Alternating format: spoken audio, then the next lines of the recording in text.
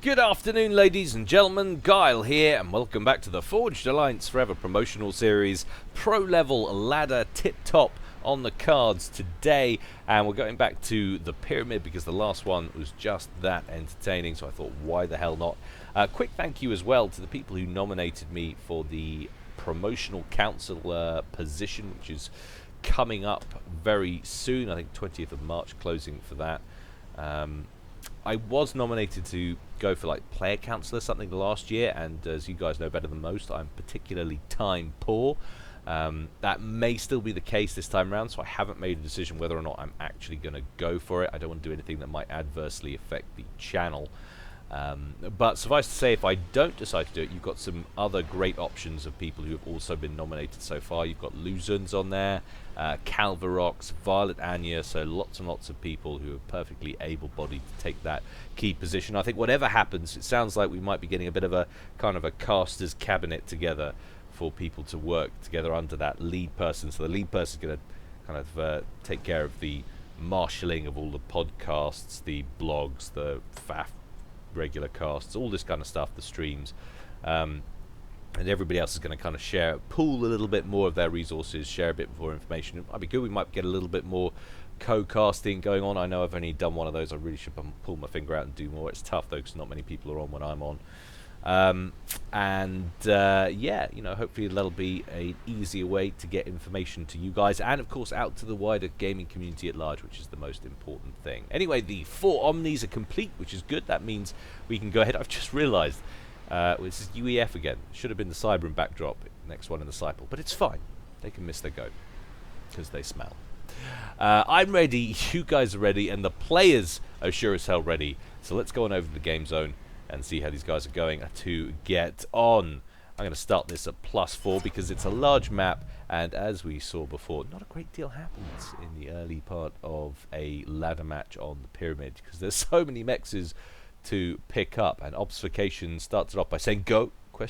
The existential question that will bother scholars for the generation, I'm sure. Let's take a look at our players. Obfuscation, as we just saw down here at the bottom left in the blue corner, and he is going Aeon, opening first land. We're going to get a second air. There it goes. It's almost like I knew that was coming. And third land as well. And he is facing off against Beerus-sama up here at the top. But you guys will know him more affectionately as Mad Mozart. Why on earth you would change your name from Mad Mozart? You've clearly already won the naming game with a name like Mad Mozart. But as we've seen so often with the pros, they are fickle when it comes to their names, so he will probably change it back in the near future. Anyway, he is going Seraphim, opening first land, going second air. So it's an Aeon Seraphim matchup, which along with Seraphim mirror matchups and Aeon mirror matchups, is probably the least likely combination of players to see in a ladder match, but certainly nice for a bit of variety. And the match starting to warm to some kind of tepid temperature now as we see a transport out from Mozart dropping 4 units of build capacity out to the center, and they're going to go and start work on some manufacturing facilities on a scale that China would be proud of. They're going to be building land factories all day, throw in a radar for good measure, and then get those land factories online at the kind of predictable expansion location you would expect for either of these guys to set up shop, as we saw in the last one as well. These 2 spots are the standard natural expansion, as they are in the 4-player version of this map as well. T1 bomber out for Mozart, but he's not looking to do anything with it at the moment. Good thing he didn't just carry on. That would have been immediately shot down. Obfuscation lying in wait amongst the statistically likely trajectory for a bomber to encroach on his territory. Sensibly enough, Mozart going to take that out to the bottom right, and maybe even just lie in wait for NGs that might be headed that way. And would you look at that? So the Selen doing the little mech exploit there where it sits on the mass point, takes a hit and then moves off and then recloaks. So he manages to keep it alive. We do actually have an engineer en route, and he's going to open up on that engineer. But it's not going to last too long. That engineer is going to survive with 56 HP, and Obfuscation is still going to be able to claim that mechs. So, impossible to tell really where we're at mass-wise, mainly because Mozart has bottlenecked himself on power. Easy enough to do. You might say, why on earth has he done that this early on? But it's easy enough to do. You've got so much mass on this map that if you're not watching your expenditure, that can be a problem. Excuse me. Hopefully I won't be coughing and spluttering all the way through this one. I will do my very best. NG out for Obfuscation. Tries to get that forward mech on the plateau. It's going to run headlong into a wall of FAMs, but I think Obfuscation has larger numbers in the vicinity. If he commits to this, needs to drop those Auroras back a little bit, take advantage of their range. More coming in from the west as well. Mozart funneling more troops around the pyramid.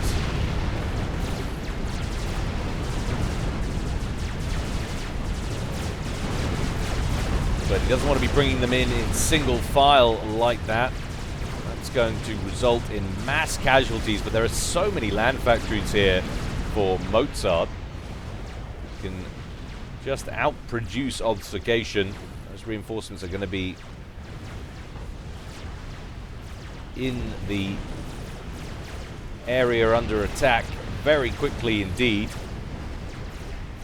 Couple of T1 units encroaching there from Mozart at the bottom right hand corner of Obfuscation's base. No extra waypoint given for them to press on though. Could have potentially taken out that engineer and stalled work on the hydro. Alas, that wasn't to be.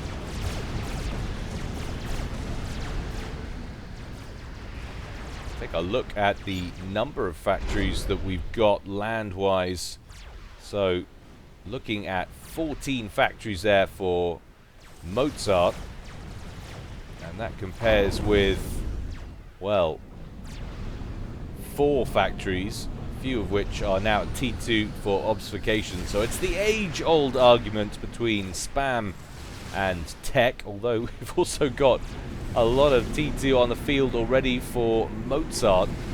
Most of these now at T2 in the center, so expect to see large amounts of Ilshivers breaking through onto the field. You can hear the sounds of that main cannon from the Obsidians that are on the field now. Still one of my favorite units. That huge alpha strike for T2, that shield. Lovely stuff indeed. And then all was quiet again. Both players yet to take advantage of the top left-hand corner. Mozart sending a couple of FAMs that way, expecting there to already be some build capacity up there. Wants to take that out, but he's going to be disappointed or impressed and excited by the fact that that's free and open for him to claim, whichever way you look at it. Mozart now trying to flank around this position. Needs to be a little bit careful. He's got a wall in case T1 PD up on that ridge. Sensible decision there from Mozart to go around it. He's already had sight on it. Bring in the Zuis there to knock it down. And there it goes. So main threat from that corner is dealt with. I say the main threat it was up until the platoon of Obsidians that were lying in wait. Genzine taking a battering from behind, but Obfuscation looking like he is going to be yielding the lion's share of map control. Is making a play for the bottom right hand corner. Land factory down, and there go the 2 mass points as well, and he really is making a play for it as a chariot comes in laden with build capacity to set up shop. And we're already at T3 for Obfuscation, and Harbingers making it onto the field. There's the headquarters for Mozart, and that's already under construction or under renovation to T3. 21% complete there. And we're at T2 Air as well for Obfuscation, who has a Spectre now trying to help defend against a little T1 push that's coming back in the bottom right-hand corner. Obfuscation paralyzed with his ACU up at the ridge there, getting an upgrade.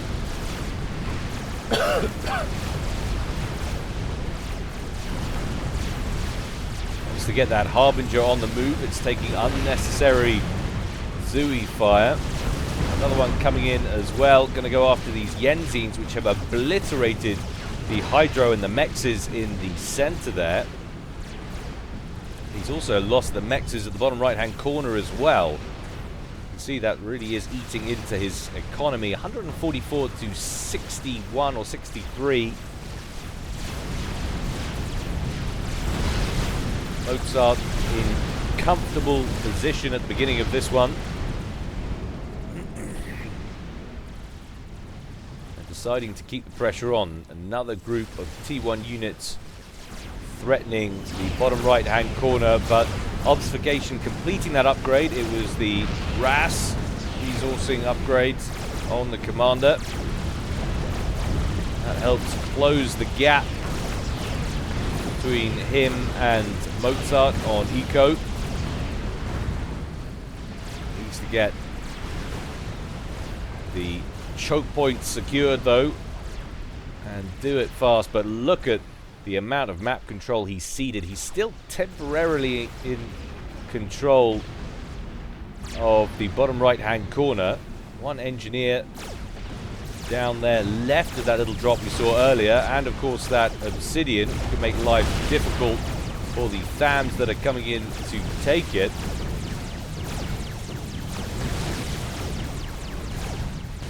Stay away from my base.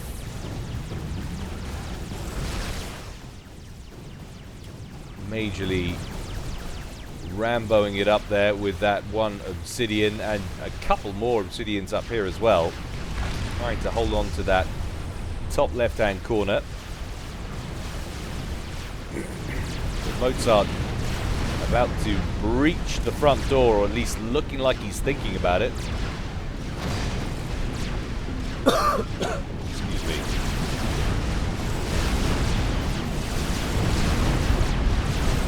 As the large push ensues, I don't think it's going to get too far. There are a lot of Harbingers in the mix with that high rate of fire. Zooey's in the back row getting slaughtered as a couple of the Harbs flank around the edge. Mozart going to back up out of that one. Doesn't fancy it any longer. I don't blame him. And we have managed to get 3 Harbingers up here, which is interesting. They've crept right up through that channel, and really there's nothing in front of them to stop Obfuscation waltzing them into the corner of Mozart's base. But Obfuscation going straight for T3 Air, gets a strap bomber online and goes straight off the main base. That gets shot down, but he does manage to get the bomb off and pick up that T2 mass extractor out in front of Mozart's base. Not quite an even trade, but it'll slow up Mozart somewhat, and you've got to love the engineer function on board. The Harbingers, I'm not going to worry about shooting the wall sections. I'm just going to reclaim it and waltz on through. We do have an Otham trying to catch up to those Harbingers, but I think Mozart might be about to lose all 3 of these T2 Mexes. Indeed, there they go. And they're not going to hang about and dispatch the Otham straight away. They are going to carry on pushing on towards the rear plateau. Transporter coming in now with another Otham. Isn't going to drop it there. He's got to try and lead on these Harbs because they're just moving that fast. Down goes the siege tank. Harbingers focus fire on that, and they managed to keep all 3 of them operational to continue the assault. another mechs goes down. So that's 6 T2 mechs that's been destroyed. That Otham we saw earlier catches up to those Harbingers and picks off one of them. And now they're going to run headlong into a T1 PD at the far right-hand corner. They're going to go for that. Thanks to their height, they get over the profile of the wall sections, but they need to prioritize the Otham. It's only got 400 hit points left, but unfortunately, Obfuscation's attention elsewhere. We did have another Otham coming in by transport, but I think a little bit of coordination could have bought him enough time to pick off that T2, and more importantly, of course, the T3 mechs that's down there at the edge. That would have been a very nice little finish or end to that push, but still a nice job nonetheless from Obfuscation, who's fighting well from behind now at this point. Eco-wise, Mozart looking very strong indeed as we approach 20 minutes in this one. There are moments when he's reclaiming, and it looks like his economy is almost at 2-1. But he's certainly got a comfortable lead. Seems to be around the 230 odd mark, I would suggest. Somewhere around that.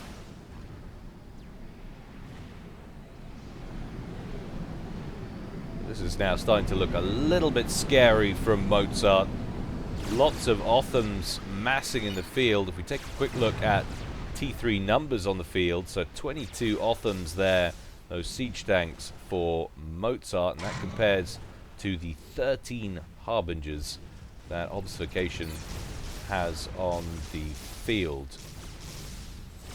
That annoys me ever so slightly, but Obfuscation has recognized the issue, moves forward with one of the Obsidians. The other one's set to take out the T1 PD and radar on that little ledge there to the east. Neither of these players, it would seem, 100% sure on where to go next in this one. Mozart sitting comfortably under some shield coverage next to his power grid, and he's going to start working on an Ethota. It'll take a little while to complete with just one T3 NG on it currently. No doubt more build capacity will join it soon, and Obfuscation completes the advanced resourcing option on the commander there. And that's going to dramatically improve his eco.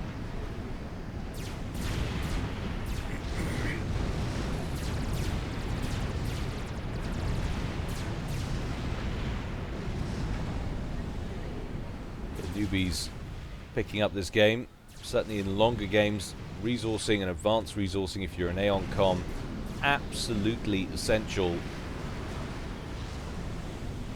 Why you wouldn't want to go for it is beyond me. And look at the amount of ASFs from Obfuscation coming in to take out that transport. Unfortunately, too late to pick off all of the engineers that were on board a moment ago before Mozart offloaded them. But certainly the resourcing option protected on your commander, not operating like an exposed mass extractor with lots of power on board to boot, as more Harbingers breach into the rear of Mozart's base. They do manage to grab one of those Othams, but with more reinforcements coming back in through the gap, that will be the end of that little push. 4 or 5 Harbingers didn't really make an impact there for Obfuscation. Might do in the center though. Harbingers threatening the manufacturing facilities in the middle of the map for Mozart. A couple of Othams brought in, but Obfuscation could afford to be aggressive here. Comes overhead with the scout planes to see what he's facing, and really this is all mostly T1 and T2. In fact, I can't see any Othams at first glance in this pack. We do have a few more coming in from the east, but still, he's in pretty good shape if he micros this correctly.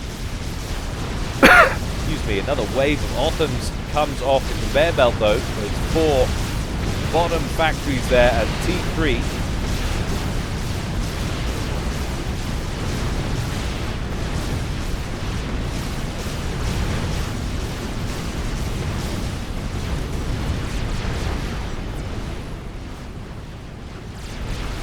And now a few restorers into the mix as well, and while we were short on T3 ground earlier that's been rectified, we have absolutely zero mobile anti-air at all. So Restorers have a window of opportunity here where they can inflict pretty decent damage.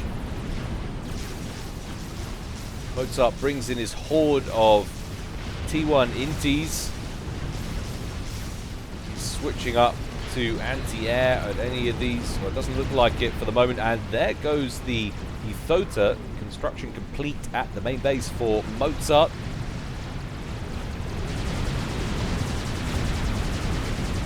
Interceptors dispatched to engage the Restorers. They managed to take a couple of them down by the looks of things, but that will be the end of that T1 Air Force for Mozart. We're going to need to concentrate on getting some more ASFs out. I can see on the minimap there's one or two hovering further back towards the main base. And I'm impressed that he's managed to hold Obfuscation at bay there. But the Ethota certainly would have changed his mind if the amount of Othams hadn't. But as soon as the experimental was complete, of course, that freed up an awful lot of eco for those factories to start producing units quicker and quicker. And you can see really the amount of units now massing in the middle is reaching scary proportions, and sensibly we're seeing some lightning tanks in there as well. So Mozart reacting to that air assault by reinforcing his lines with some mobile anti-air. Sensible move indeed.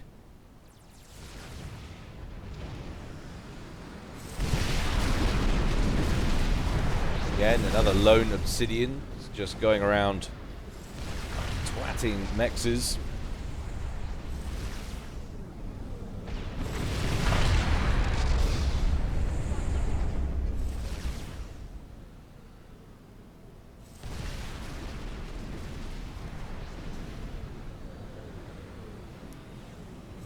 Again, we reach another lull in activity as these players decide what they're going to do next. Working on an experimental. Down at the bottom is Obfuscation, and he's kindly named it after Violet Anya. I'm sure she'll be thrilled.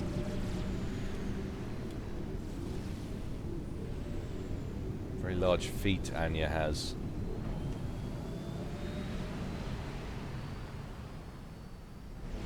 Sure she's not too sensitive about it at all.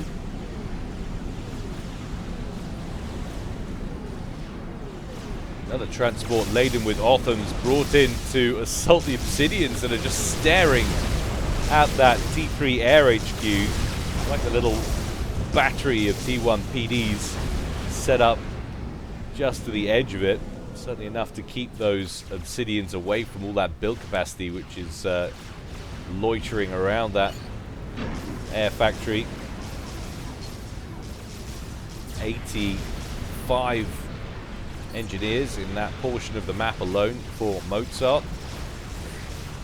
That large group of units led by the experimental is on the move in the middle there for Mozart, deciding not to pull back all of those harbs to help defend. Interesting decision. This would really concern me if I was in Obfuscation's position, but then I am an abject coward.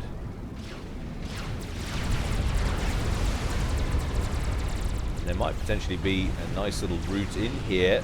There's a power grid that's slightly vulnerable over here if you can get past the Othams converging from a different direction. So the Ethota comes forward and then has to back out as the Restorers come in to engage, and he buys himself a little bit of time by bringing forward the lightning tanks as well. Obfuscation having to be very cautious about which way he approaches this group of units, and has managed to complete Violet Anya. So Anya on the move now to engage the Ethota. Once again, the Ethota gets a little bit too far away from the lightning tanks. Again, a slight mistake there from Mozart, or perhaps he was just wanting to draw those Restorers in. They certainly hung about longer than they should have. Obfuscation now losing gunships unnecessarily as he brings them to bear on the other group of units that are coming in around the other ridge there.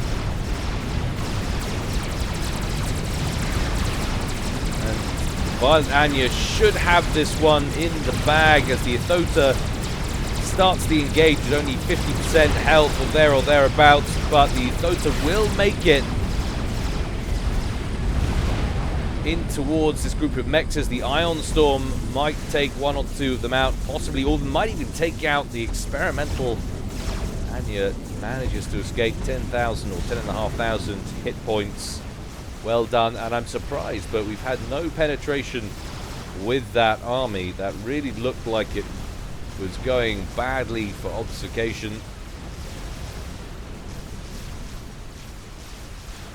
One lone off them up the top, trying to dislodge our blue Aeon, who's curiously still in command of the bottom right as well.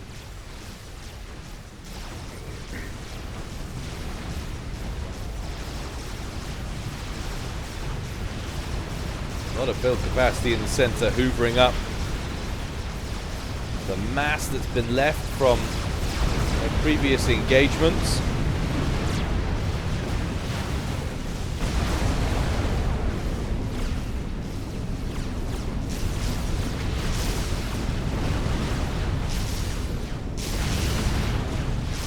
Harbingers doing the pyramid fandango, backwards and forwards they go, trying to avoid the incoming fire and inflict as much damage as they can, but there just doesn't seem to be enough of them.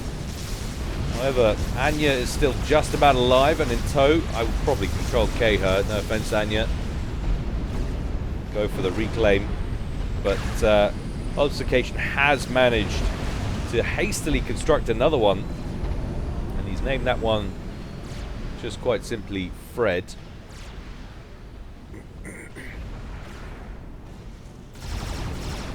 He didn't make a push there. He could have disrupted the construction of that Colossus, but he does manage to keep the majority of those forces intact. And more Othams amassing in the center all the time. Mozart with the potential to grab 75% mass control, or at least 65-70. Not taking full advantage of it right now. Bottom right hand corner is, let's say, ripe for the taking, but it's certainly reasonably open. We do have this line of Harbingers down here. Certainly that would be an easy grab for the amount of Othams that are pouring out of these central facilities. And now we're getting some drops coming in from the main base as well.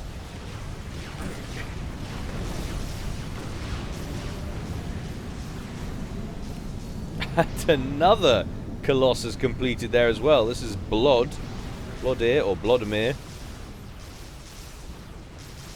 So plenty of celebrities in the FAF community being represented here by Obfuscation and his horde of Colossi.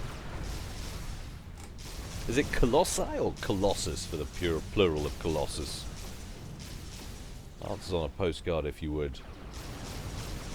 And indeed, he has managed to take out the vulnerable mechs down here at the bottom right-hand corner of the map.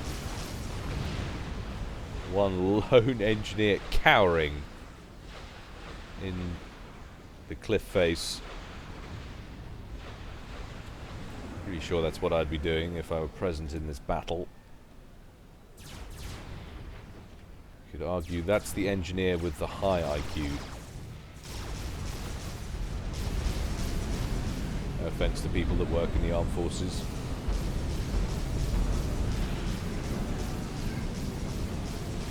Often amazes me my ability to simultaneously offend large groups of people without really trying. Probably change my name to Trump.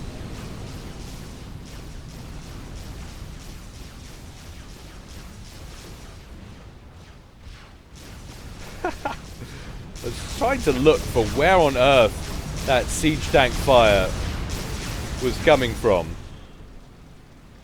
One lone tank just sitting on the ridge. Not really doing an awful lot. went in after that mass extractor, finally gets knocked out by a couple of harbingers. I think it's clear Mozart feels that Obfuscation had too much time to turtle up, and with those experimentals in the main base, it wasn't worth a charge. But hello, it's clear as to Obfuscation's strategy. He's going for standoff tactics now. He's got Colossus or Colossi to hold Mozart out of his base, and is just going to sting him at range with a large T3 artillery emplacement, and that was completed very quickly indeed.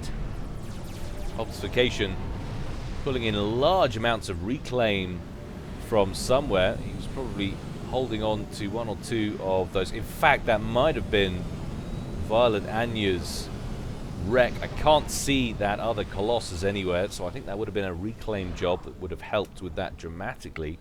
Those of you who've played FA on Steam only, or the old GPG days, the cost of the T3 artillery emplacements has been reduced since then. They're now significantly cheaper. I'm not sure exactly what they were back in the day. Do we have T3 on our commander? Yes, we do, so we can take a look at the cost there. So 73,200 mass. I'm pretty sure they used to be up over 100k or something like that, or 90k, but they've been scaled back dramatically. And would you look at that, the first shells landing, going straight after the exposed sections of Mozart's power grid and taking down air factories as well. He really wants those shields to blink on around the T2 P-gens before the artillery emplacement starts going after that. And this will add some sense of urgency to Mozart's campaign, I would imagine. He now has no other such tool to consistently hit back at Obfuscation. And another T3 P-gen surely about to bite the dust with the next shell that's coming in. If it lands close enough. No, it doesn't. Game pause there. Nothing to do with me, I can assure you. Large air engagement at the edge of Obfuscation's base as Mozart goes after the T3 gunships that were parked in the airspace just off the edge there. And a slight error again, letting that Yuthota get too far forward, not bringing the siege tanks in at the same time. The Yuthota will come off second best against the Colossus on equal terms like that. He wants to get it as close to the Colossus as possible so the Ion Storm can hopefully take it out. Doesn't manage it, but the sheer amount of Othams in the area will be enough to take down poor old Fred. There he goes. We do have a second Yuthota in the middle as well, so Mozart hasn't been resting on his laurels at all. And this could be very dangerous indeed. Obfuscation getting his ACU out of the center there. It was parked in the middle base, the middle aperture between the cliff faces there. Lots of shield coverage, but it won't last long. Mozart's objective will be to just try and get the Yuthota into that base section and let the Ion Storm do the rest as Fred comes in around the edge. That must be Fred number 2.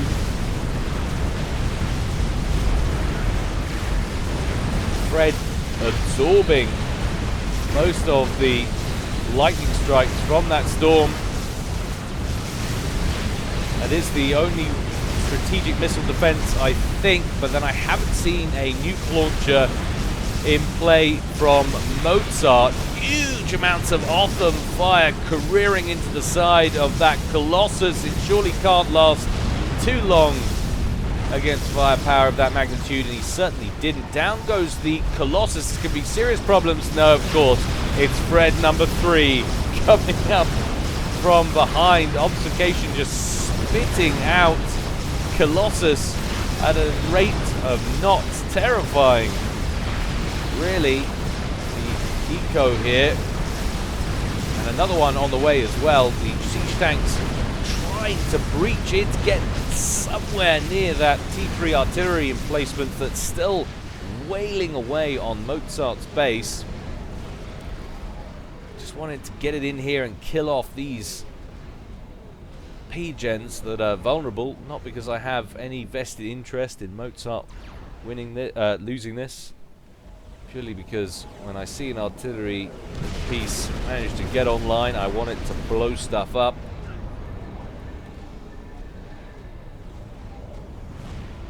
Especially large groups of P-gens that are outside of shield coverage. And that's a lot of strat bombers that are being amassed in the center there for Mozart, who is working on an experimental bomber. So he's working on two, in fact, so this could be very interesting indeed, coupled with a large amount of strats that are being built up here.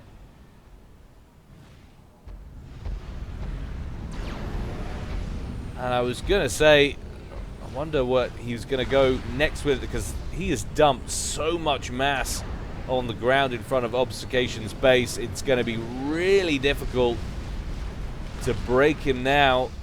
He can survive, he can shrug off the map control that Mozart's got and not even worry about it, whilst at the same time hitting back with impunity with that artillery emplacement. Seems like Mozart might have a handle on it now, though. Lots of shit. Well, I say that, if they're all going to blink off at the same time, that's going to be a problem. The next shell could breach that power grid. There goes a shield gen and a T2 P-gen. And the shields are still not up. They blink on, but only after the shell has passed the threshold. And there goes the last shield gen. Mozart trying to get another T3-1 up to protect the 3 T3 power plants over here. It's all a question of what that artillery emplacement will designate next. It seems to be overshooting these targets at the moment. Mozart definitely doesn't want to lose those P-gens, and in come the obligatory wave of spy planes, giving Mozart the latest intel. We've got two experimental bombers online, and a third one on the way as well. I can't believe it.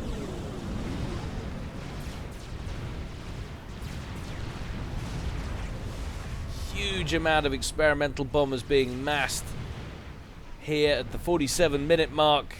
Don't forget, we've got all those strat bombers as well for Mozart. They look like they're posturing for an attack. 27 of them on the field at the moment. And that, in conjunction with the bombers, should be able to breach any part, I should imagine, of the base. We do have another T3 artillery on the way, so Obfuscation really looking to hunker down. But this is going to be tough against the horde of damage that is going to fall from the sky in the next couple of minutes. There goes the third experimental bomber.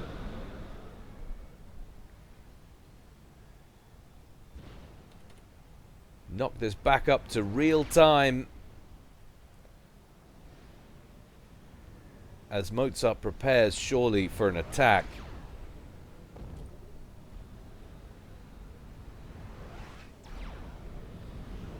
Only two of those T3 P-gens left, and that second artillery emplacement online, but the orders have been given.